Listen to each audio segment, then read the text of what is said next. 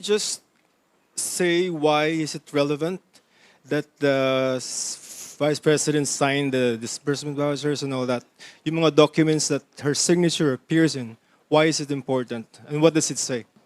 Sige, to be exact, let me read it. No, this is what the certification states. No? In the, for example, in the disbursement vouchers, no, which were submitted by the OVP. So it says here, they certified that the expense or cash advance was necessary, lawful, and incurred under the direct supervision of the signatory, and the signatory is the Vice President Duterte herself.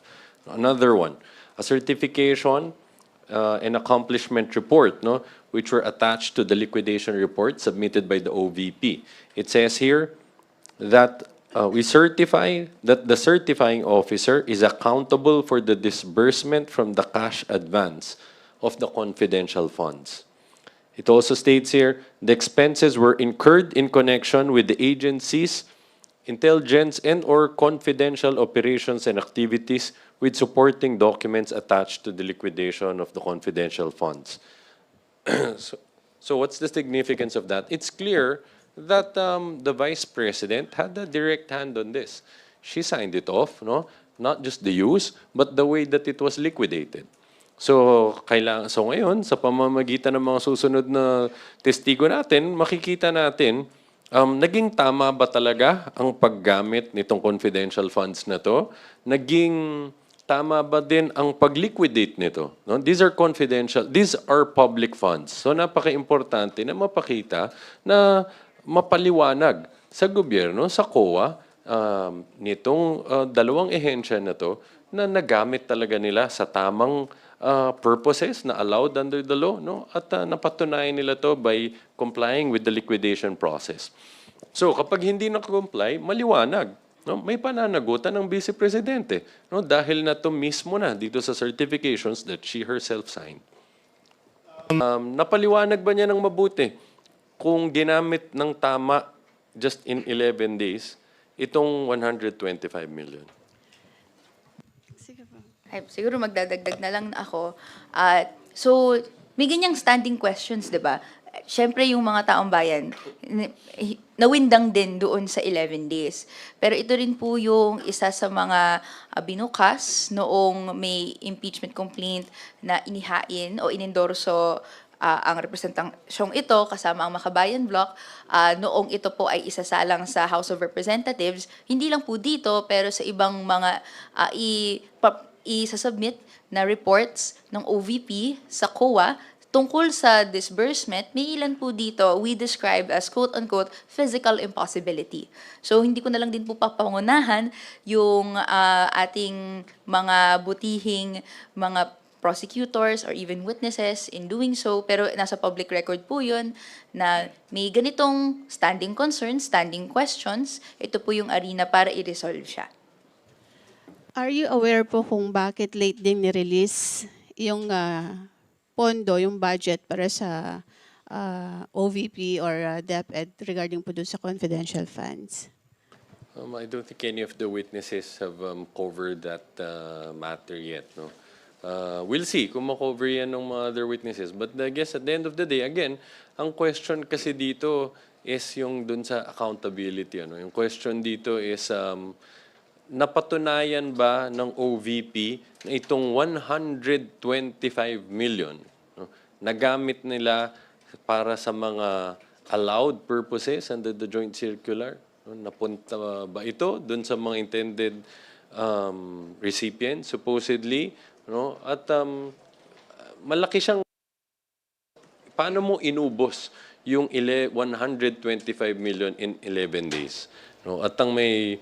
Siyempre, pananagutan dyan sa public funds na yan ay yung kumuha at gumamit niyan, which is the Office of the Vice President, headed by the Vice President herself, of course. Thank you. Okay, Rosalie, your turn. Good afternoon po, sir and ma'am. Regarding naman po doon po sa absence po ni VP Duterte, si House Prosecutor Ridon po kasi pointed out na absent na naman, VP Duterte still absent on the 5th week of impeachment trial.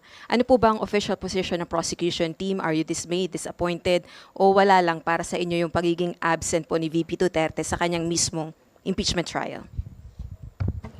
Of course, yung tulad ng sinabi namin, magmula nung simula hanggang ngayon, naririnig natin yung kahilingan ng mga kababayan natin, no, na napaka-importanteng at mahalagang aligasyon ang kinakaharap ng Vice Presidente sa impeachment proceedings na ito. No?